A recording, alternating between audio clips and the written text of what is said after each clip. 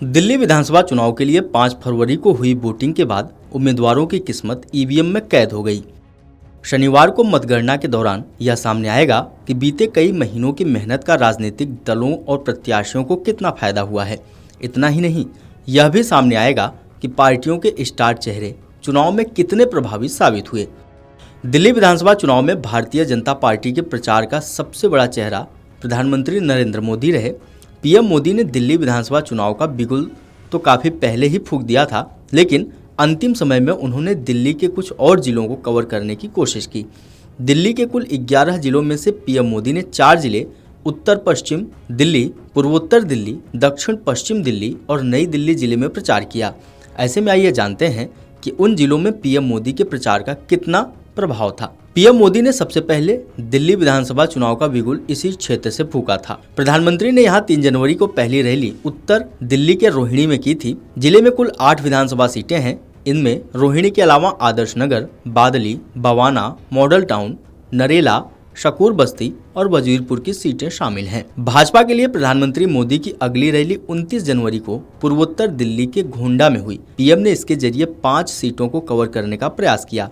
इस सीटों में घोंडा के अलावा गोकुलपुर, करावल नगर, मुस्तफाबाद और सीलमपुर की सीट शामिल है। प्रधानमंत्री मोदी की अगली रैली 31 जनवरी को दक्षिण पश्चिम दिल्ली में हुई। पीएम मोदी ने यहां द्वारका सीट पर चुनाव प्रचार के जरिए 7 सीटों पर भाजपा को जीत दिलाने की कोशिश की।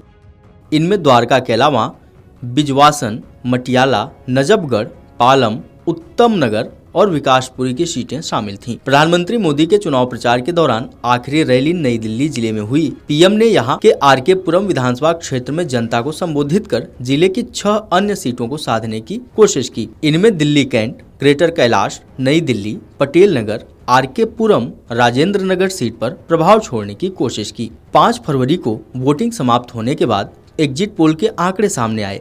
एग्जिट पोल के आंकड़ों के अनुसार भाजपा की सरकार बनती दिख रही है, जबकि केजरीवाल को सत्ता से बाहर होना पड़ सकता है। मतगणना से पहले आइए नजर डालते हैं कि एग्जिट पोल के आंकड़े क्या कह रहे हैं। मैट्रिक्स के एग्जिट पोल के मुताबिक आम आदमी पार्टी को 32 से 37 सीटें मिल सकती हैं, वहीं भाजपा को 35 से 40 सीट मिलने की उम्मीद है, तो कांग्रेस को 0 से 1 सीट मिलने की संभावना है।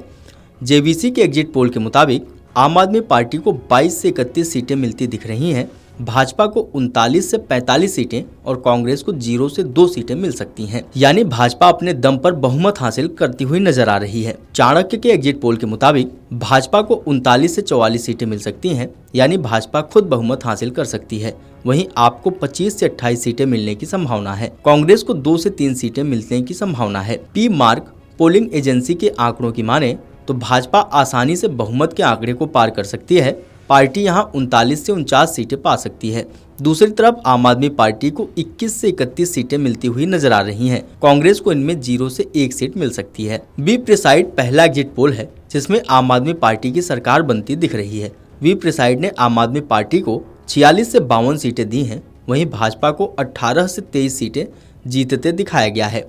इस एग्जिट पोल में भी कांग्रेस को 0 से 1 सीट मिलने की संभावना जताई गई है। इसके अलावा माइंडब्रिक ने आम आदमी पार्टी को 44 से 49 सीटों के अनुमान के साथ सरकार बनाते दिखाया है। भाजपा को 21 से 25 सीट और कांग्रेस को 0 से 1 सीट का अनुमान लगाया है।